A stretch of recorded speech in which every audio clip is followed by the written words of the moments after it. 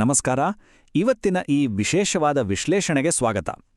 ಮೀನ ರಾಶಿಯಲ್ಲಿ ಹುಟ್ಟಿದವರ ಬಗ್ಗೆ ನಾವೆಲ್ಲರೂ ಸಾಕಷ್ಟು ಕೇಳಿರ್ತೀವಲ್ವಾ? ಆದರೆ ಅವರ ಆಳವಾದ, ಯಾರಿಗೂ ಸುಲಭವಾಗಿ ಅರ್ಥವಾಗದ ಆ ಎಮೋಷನಲ್ ಪ್ರಪಂಚ ಹೇಗಿರುತ್ತೆ ಅಂತ ಇವತ್ತು ಡಿಕೋಡ್ ಮಾಡೋಣ. ಮೀನ ರಾಶಿ ಅಂದ್ರೆ ಸುಮ್ಮನೆ ಸೈಲೆಂಟ್ ಆಗಿರೋ ರಾಶಿ ಅಂತ ಖಂಡಿತ ಅನ್ಕೋಬೇಡಿ. ಅವರ ಮನಸ್ಸಿನೊಳಗೆ ಇಡೀ ಮಹಾಸಾಗರದಷ್ಟು ಆಳವಾದ ಭಾವನೆಗಳ ದೊಡ್ಡ ಪ್ರಪಂಚವೇ ಅಡಗಿದೆ. ಬನ್ನಿ, ಈ ಕುತೂಹಲಕಾರಿ ವಿಷಯದ ಆಳಕ್ಕೆ ಇಳಿಯೋಣ. ಒಂದು ದೊಡ್ಡ ಪ್ರಶ್ನೆ ಕಾಡುತ್ತೆ ಅಲ್ವಾ? ಯಾಕೆ ಇವರು ದಿಢೀರಂತ ಎಲ್ಲರ ಸಂಪರ್ಕ ಕಟ್ ಮಾಡಿ ಕತ್ತಲೆ ಕೋಣೆಯಲ್ಲಿ ಒಬ್ಬಂಟಿಯಾಗಿ ಕೂತ್ಬಿಡ್ತಾರೆ ಅಂತ? ಬೇರೆಯವರ ಕಣ್ಣೀರೊರ್ಸೋಕೆ ತಮ್ಮತ್ರ ಇರೋದೆಲ್ಲವನ್ನೂ ತ್ಯಾಗ ಮಾಡೋ ಇವರು ದಿನದ ಕೊನೆಯಲ್ಲಿ ಮಾತ್ರ ಯಾರಿಗೂ ಅರ್ಥವಾಗದ ಒಂಟಿತನದಲ್ಲಿ, ಭೀಕರವಾದ ನೋವಿನಲ್ಲಿರ್ತಾರೆ. ಹೀಗೆ ಸಡನ್ನಾಗಿ ಜಗತ್ತಿನಿಂದ ದೂರ ಹೋಗೋ ಆ ರಹಸ್ಯವಾದ್ರೂ ಏನು? ಸಮಾಜ ಇದನ್ನ ನೋಡೋ ದೃಷ್ಟಿಯೇ ಬೇರೆ. ಇವರ ಮೌನ ನೋಡಿ, ಓಹೋ, ಇವರಿಗೆ ಅಹಂಕಾರ, ದ್ವೇಷ ಅಥವಾ ಸೋಮಾರಿತನ ಅಂತ ತುಂಬಾ ಈಸಿಯಾಗಿ ಜಡ್ಜ್ ಮಾಡಿಬಿಡ್ತಾರೆ. ಆದರೆ ಬ್ರಹ್ಮಾಂಡದ ಅಸಲಿ ಸತ್ಯನೇ ಬೇರೆ. ಇದು ಕೋಪನೂ ಅಲ್ಲ, ಅಹಂಕಾರ ಖಂಡಿತ ಅಲ್ಲ. ಇದು ಅವರ ಇಮೋಷನಲ್ ಸರ್ವೈವಲ್. ಅಂದ್ರೆ ಈ ಪ್ರಪಂಚದ ಕಠೋರ ನೆಗೆಟಿವಿಟಿಯಿಂದ ತಮ್ಮನ್ನ ತಾವು ರಕ್ಷಿಸ್ಕೊಳ್ಳೋಕೆ ಬ್ರಹ್ಮಾಂಡವೇ ಅವರಿಗೆ ಕೊಟ್ಟಿರೋ ಒಂದು ಪವರ್ಫುಲ್ ರಕ್ಷಣಾ ಕವಚ ಇದು. ಜ್ಯೋತಿಷ್ಯದ ಪ್ರಕಾರ ಇದರ ಬೇರು ಎಲ್ಲಿದೆ ಅಂತ ನೋಡಿದ್ರೆ ಮೀನರಾಶಿಯ ಜಲತತ್ವ ನಮ್ಗೆ ಉತ್ತರ ಕೊಡತ್ತೆ. ಜಲತತ್ವ ಅಂದ್ರೇನೆ ವಿಪರೀತ ಸೆನ್ಸಿಟಿವ್ ಮತ್ತು ಅಷ್ಟೇ ಡೀಪ್ ಆದ ಆಧ್ಯಾತ್ಮಿಕತೆ. ಇದರ ಅರ್ಥ ಏನ್ ಗೊತ್ತಾ? ಇವರು ತಮ್ಮ ಸುತ್ತಮುತ್ತ ನಡೆಯೋ ಪ್ರತಿಯೊಂದು ಸಣ್ಣ ವೈಬ್ರೇಷನ್ನನ್ನು, ಜನರ ನೋವನ್ನು ತುಂಬಾನೇ ಆಳವಾಗಿ ಅಬ್ಸಾರ್ಬ್ ಮಾಡ್ಕೊಳ್ತಾರೆ. ಪಕ್ಕದಲ್ಲಿ ಯಾರಾದರೂ ದುಃಖದಲ್ಲಿದ್ರೆ ಸಾಕು, ಆ ನೋವು ಡೈರೆಕ್ಟಾಗಿ ಇವರನ್ನೇ ಹಿಟ್ ಮಾಡುತ್ತೆ. ಇದನ್ನೇ ಎಮೋಷನಲ್ ಸ್ಪಾಂಜ್ ಅಂತ ಕರೆಯೋದು. ಒಂದು ಒಣಗಿದ ಸ್ಪಾಂಜ್ ನೀರನ್ನು ಹೇಗೆ ಪೂರ್ತಿಯಾಗಿ ಹೀರ್ಕೊಳ್ಳುತ್ತೋ ಎಕ್ಸಾಕ್ಟ್ಲಿ ಹಾಗೆ ಮೀನರಾಶಿಯವರು ಬೇರೆಯವರ ನೆಗೆಟಿವ್ ಎನರ್ಜಿ ಮತ್ತು ನೋವನ್ನ ಹೀರ್ಕೊಳ್ತಾರೆ. ಈ ನಿರಂತರ ಪ್ರಕ್ರಿಯೆ ಅವರ ಎನರ್ಜಿಯನ್ನೇ ಪೂರ್ತಿ ಡ್ರೈನ್ ಮಾಡ್ಬಿಡುತ್ತೆ. 1000 ಜನರ ಮಧ್ಯೆ ಇದ್ರೂ ಅವರಿಗೆ ವಿಪರೀತ ಸುಸ್ತಾಗುತ್ತೆ.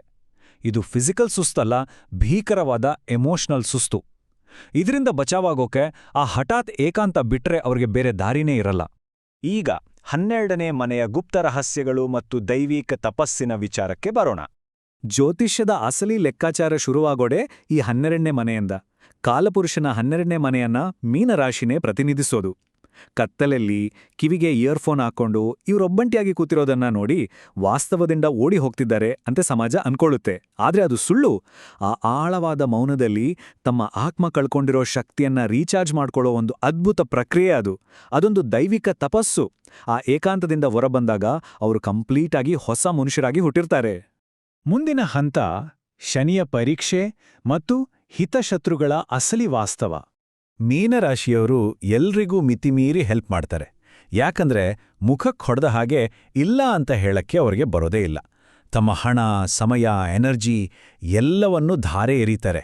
ಆದರೆ ದುರಾದೃಷ್ಟ ಅಂದ್ರೆ ಆ ನಂಬಿಕೆಯನ್ನೇ ಬೇರೆಯವರು ಇವರ ವೀಕ್ನೆಸ್ ಅಂತ ಅನ್ಕೊಂಡು ಮೋಸ ಮಾಡ್ತಾರೆ. ಅಂಥ ಮೋಸ ಆದಾಗ ಇವರು ಯಾವತ್ತೂ ರಸ್ತೆಗಿಳಿದು ಗಲಾಟೆ ಮಾಡಲ್ಲ.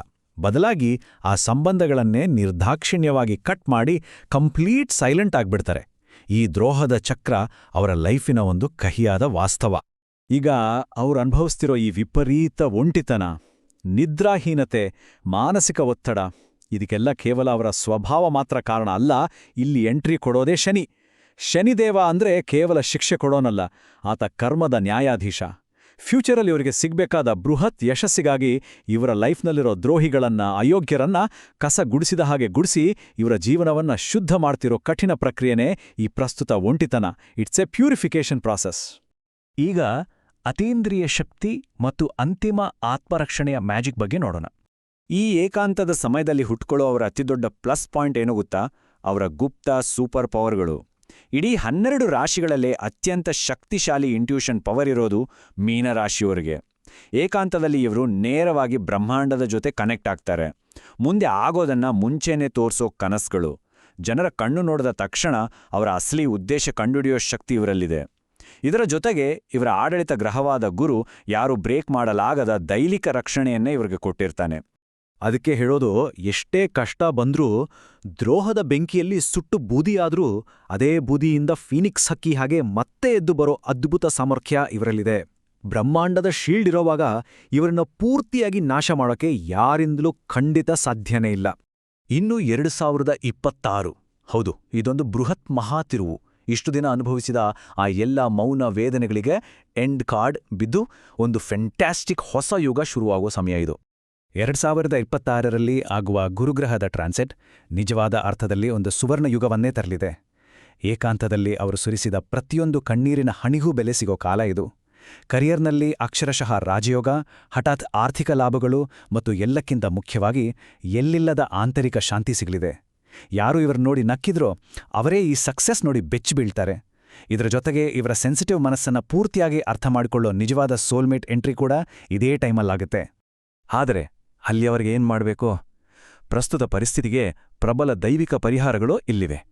ಆ ಸುವರ್ಣ ಯುಗ ಬರೋವರೆಗೆ ಈಗಿರೋ ಈ ಟಫ್ ಟೈಮನ್ನ ಸೇಫಾಗಿ ದಾಟೋಕೆ ಈ 3 ಸಿಂಪಲ್ ಆದ್ರೆ ಪವರ್ಫುಲ್ ದೈವಿಕ ಪರಿಹಾರಗಳು ತುಂಬಾನೇ ಇಂಪಾರ್ಟೆಂಟ್.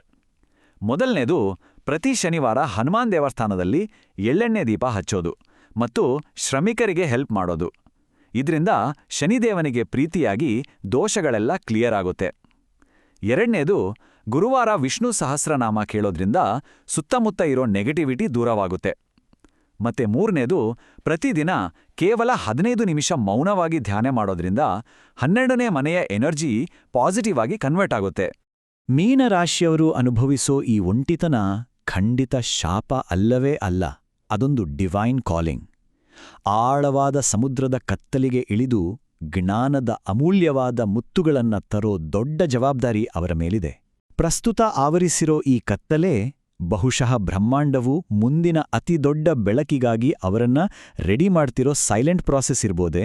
ನೆನಪಿಡಿ, ಬ್ರಹ್ಮಾಂಡದ ಅಪಾರ ಶಕ್ತಿ ಇರೋದೇ ಆ ಏಕಾಂತದ ಮೌನದಲ್ಲಿ. ಈ ವಿಶ್ಲೇಷಣೆ ಹೇಗನ್ನಿಸ್ತು ಅನ್ನೋದನ್ನ ಖಂಡಿತ ಯೋಚನೆ ಮಾಡಿ.